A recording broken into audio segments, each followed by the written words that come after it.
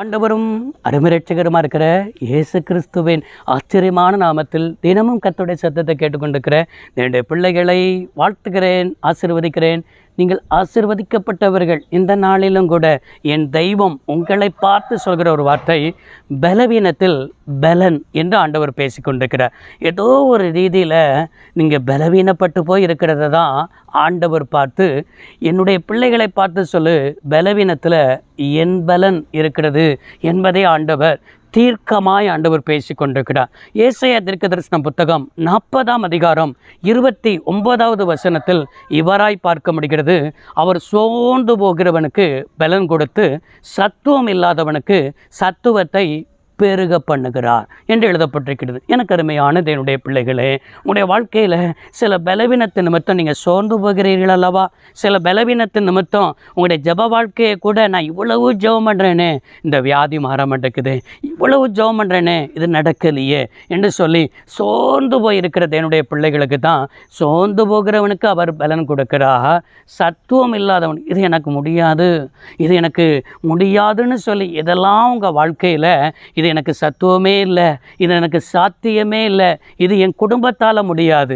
சவுல் ராஜாவாய் மாறும் பொழுது அவன் அப்படி தான் சொல்லுகிறான், என் குடும்பம் மிக அற்பமான குடும்பம், நான் ஒரு பென்யமீன் கோத்திரம், எங்கள் கோத்திரத்தில் எங்கள் குடும்பம் மிகவும் சின்ன குடும்பம், சின்ன குடும்பம்னா எங்கள் குடும்பம் மிகவும் அற்பமான குடும்பம் அப்படின்னு சொல்லி அவன் தன்னை தேவனுக்கு முன்பாக நிலைமையை சொல்லி அவன் தன் நிலைமையை ஒத்துக்கொண்டான். அதுதான் சத்துவமே இல்லை.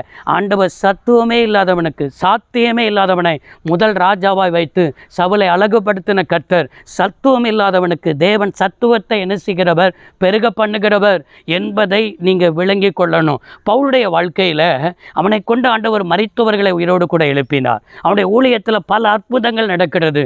அவனை தேவன் வல்லமையாய் என்ன செய்கிறார், பயன்படுத்தினார். ஆனாலும் அவனுக்குள்ள ஒரு பலவீனம் இருந்தது. அவனுடைய கண்களிலிருந்து எப்பொழுதுமே தண்ணீர் வடிந்து கொண்டு செதில் போல விழுந்து கொண்டே இருக்கிறது. இதை குறித்து தான் 2 கொரிந்தியர் நம்மளுக்கு 12ஆம் அதிகாரத்தில் என்ன செய்ய முடிகிறது, பார்க்க முடிகிறது. செதில் விழுந்து கொண்டே இருக்கிறது. அந்த பலவீனத்தில் என்ன செய்கிறான், விண்ணப்பம் பண்ணுகிறான். அந்த பலவீனத்தில் 3 முறை விண்ணப்பம் பண்ணினான் என்று பார்க்க முடிகிறது.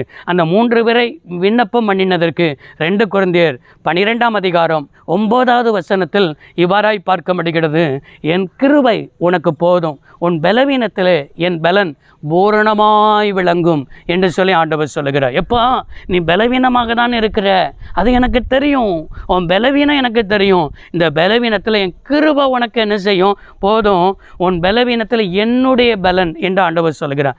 உன் பலத்தை நீ சார்ந்து கொள்ளாத, நீ பலவீனமான ஆளுதான், நீ பலவீனமான என்ன செய்யற மனுஷன்தான், நீ அகால பிறவியை போல தான் என்ன செய்கிற இருக்கிற.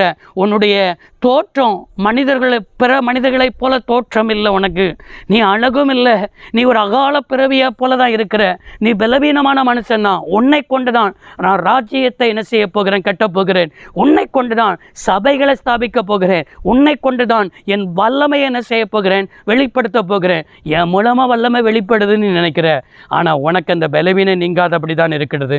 அந்த பலவீனத்தில் என்னுடைய பலன் தான் பூரணமாய் விளங்கும். அப்படின்னா குறைவு மத்தியில் விளங்கும் இல்லை, பூரணமாய் விளங்கும் என்று ஆண்டவர் சொல்கிறார். அப்படின்னா பலவீனத்தில் யாருடைய பலனை தருகிறார்னா கர்த்தருடைய பலத்தை தருகிறார். இன்றைக்கு அவருடைய பலத்தை சார்ந்து கொள்ளுங்கள்.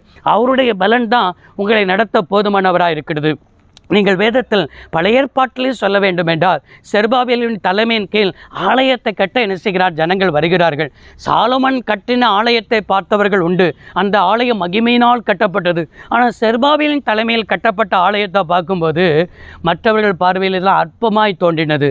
அதனால தான் செருபாபேலை பார்த்து கர்த்தர் சொன்ன ஒரு வார்த்தை, செருபாபேலே பலத்தினாலும் அல்ல பராக்கிரமத்தினாலும் அல்ல, என் ஆவியினாலே என்ன செய்யும் ஆகும் என்று ஆண்டவர் சொல்கிறார். அப்படின்னா அவருடைய ஆவி, அவருடைய பலத்தில் தான் எல்லாவற்றையும் நம்மளால் சாதிக்க முடியும்.